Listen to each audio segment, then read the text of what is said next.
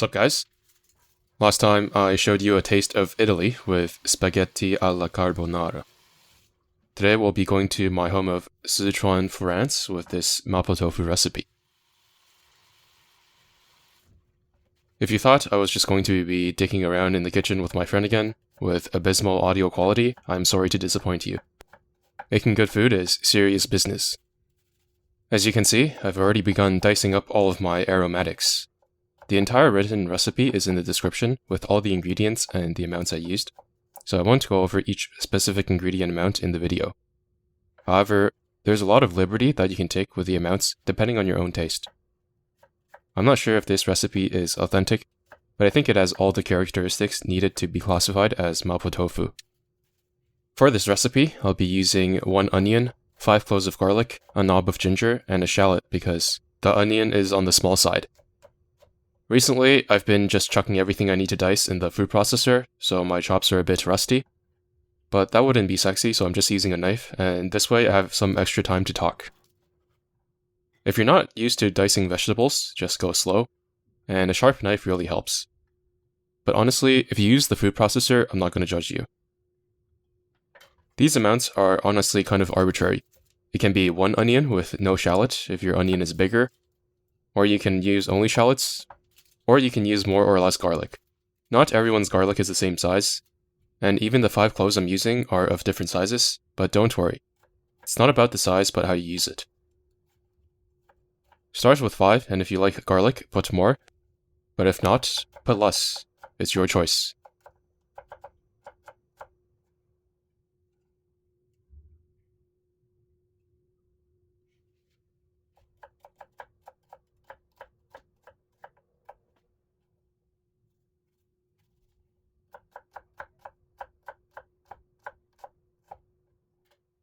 Same thing goes for the knob of ginger. I just picked out a random knob of unknown size, peeled it with a spoon, and then diced it.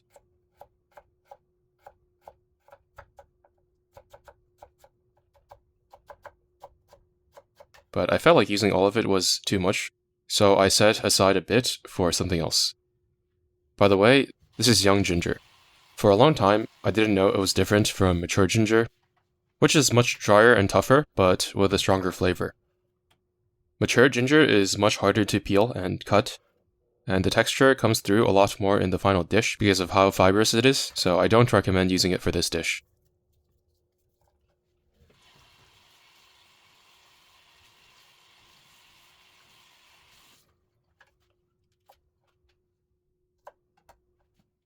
I'm also cutting up a sprig of spring onion for garnish at the end, but I'm just tossing the whites in with the rest of the aromatics.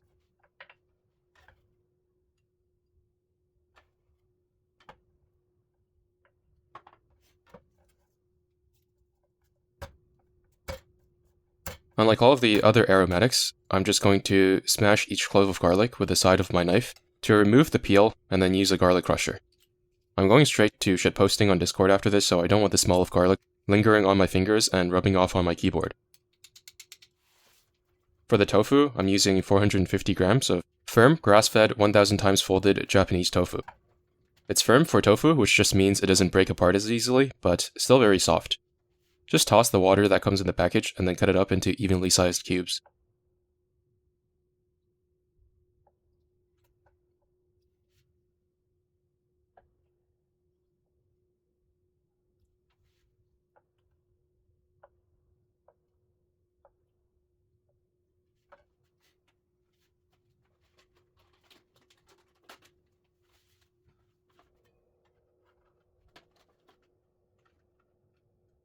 Okay, with all of that done, I'm going to clean up the work area and begin cooking.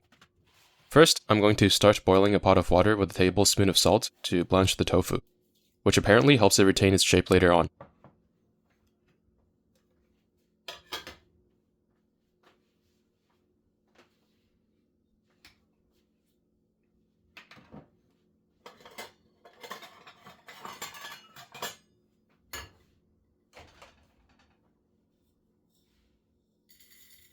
I'm taking about a tablespoon of green Sichuan peppercorns and roasting it on a tiny pan. You don't have to use the green ones, you can use the red ones instead, or also a mix if it's Christmas, but you do have to use these to call the dish Mapo tofu. Keep it moving on medium-low heat until fragrant. You can make this dish without these peppercorns, and it will still taste good, but it would be pot tofu at most. After you're done roasting the peppercorns, just turn it into dust with your preferred method. I use the mortar and pestle, but you can use a spice grinder. Now, heat up your wok or skillet or frying pan, or anything that you want on high heat. It doesn't need to be smoking hot, but give it a couple minutes. It took quite a while because my stove is quite weak and the wok is quite big. Everyone's stoves and cooking utensils are different, so you just need some experience and trial and error to get these things right. I just cut the waiting time because I want to do some stuff off camera while waiting for it. Once the wok is hot, add in 2 tablespoons of whatever neutral flavored oil of your choice, and then go in with your minced meat. Start breaking it apart as much as you can. Usually pork or beef is used.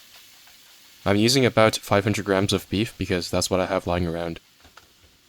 This beef is quite lean, and ideally you want a mince that is high in fat content, but you don't have to use as much as I'm using, especially if you have a mince that is higher in fat content. Right now, I'm removing the water content from the meat and browning it to develop flavor. Once the water in the mince has been cooked out, it should start sizzling, and you should see little brown bits starting to stick on the bottom. Those little brown bits are called fond and contain a lot of flavor. As long as it's still brown and not completely black, it hasn't burned, but it is burned quite fast if you're not careful. Now, move all the meat to one side and add in your aromatics, which will immediately decrease the temperature of the pan and stop the fond from burning.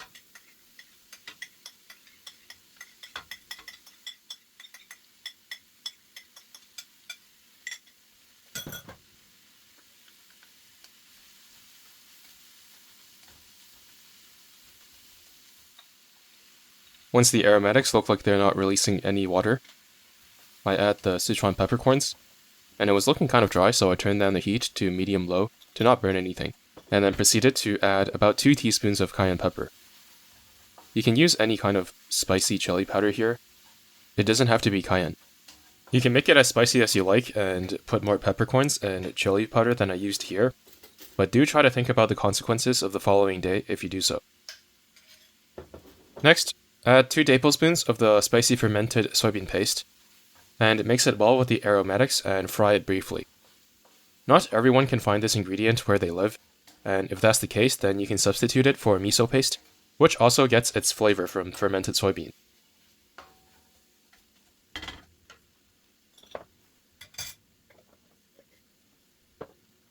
Also add a teaspoon of fermented black soybeans and some white pepper.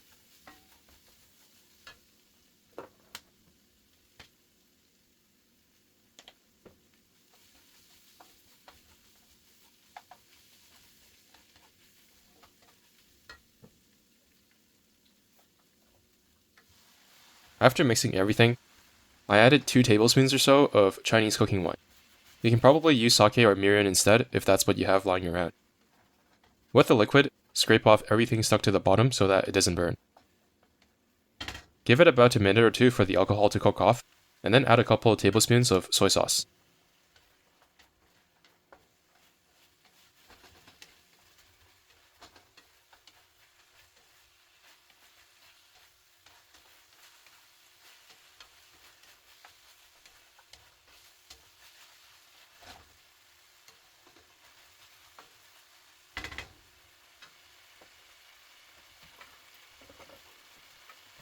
Then, I go in with just enough hot water to submerge everything. You can use chicken stock instead of water, or chicken bouillon, or chicken stock pot. The choice is yours. But I think there's enough flavor already, so I'm just using water.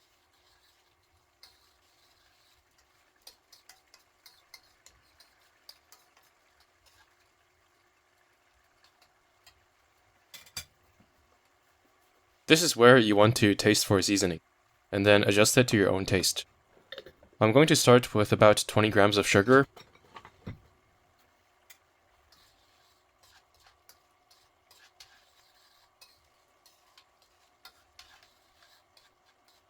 and then after tasting it for seasoning, I felt like it needed some salt, so I add about 5 grams of salt. Start with maybe just 5 grams of sugar and then adjust it from there, and also add some MSG if the fermented soybean products you're using are bunk. Everyone's soy sauce and fermented soybean paste are probably going to have different quantities of salt, so you have to adjust the seasoning to your own liking. The dish is not supposed to be sweet at all, and the sugar is just there to balance the saltiness and umami of the dish. This is the sauce base for the tofu. It should be a bit over-seasoned, because you're going to introduce some bland-ass tofu into the mix and also eat it with white rice. So it should not be perfectly seasoned by itself. You might have noticed, but the tofu is nowhere to be found. And that is because the pot of water I prepared was too big and it took longer than expected to come to a boil. Anyway, once the water starts boiling, add in your tofu gently and let it sit there until the movement of the water starts making it jiggle.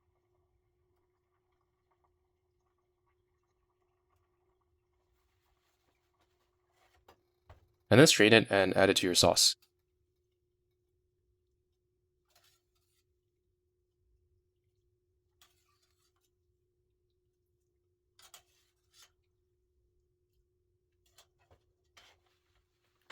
Incorporate it into your sauce by pushing it with your spatula as to not break it.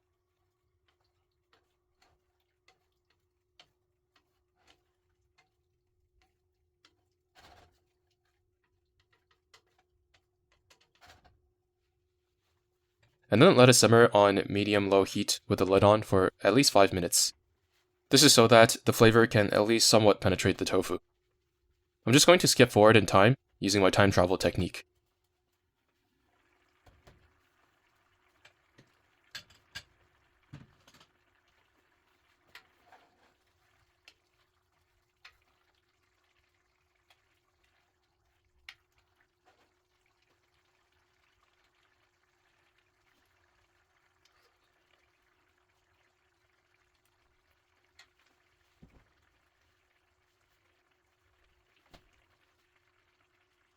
I add a tablespoon or so of oyster sauce because I like it.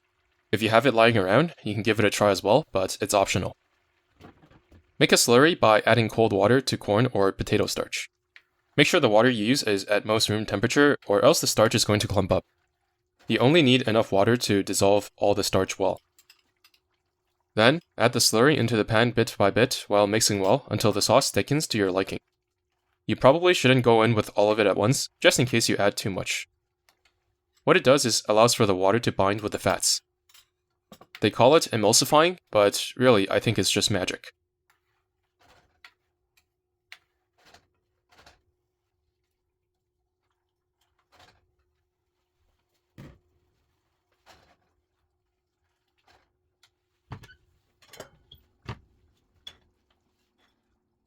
Finally, plate it up and garnish it with spring onions.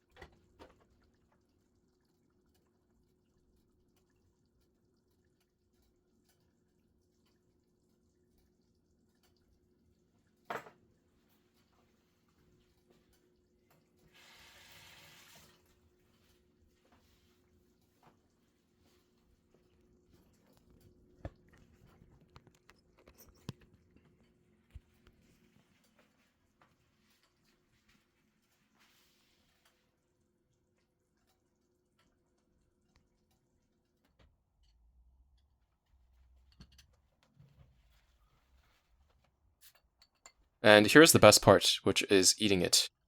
I'm having it with some leftover rice and refreshing homemade ginger beer.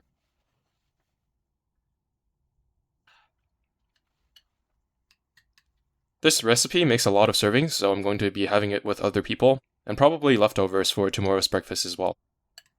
Anyway, hope you get the chance to try out this recipe, and let me know how it goes. Thank you for watching, and see you in the next one.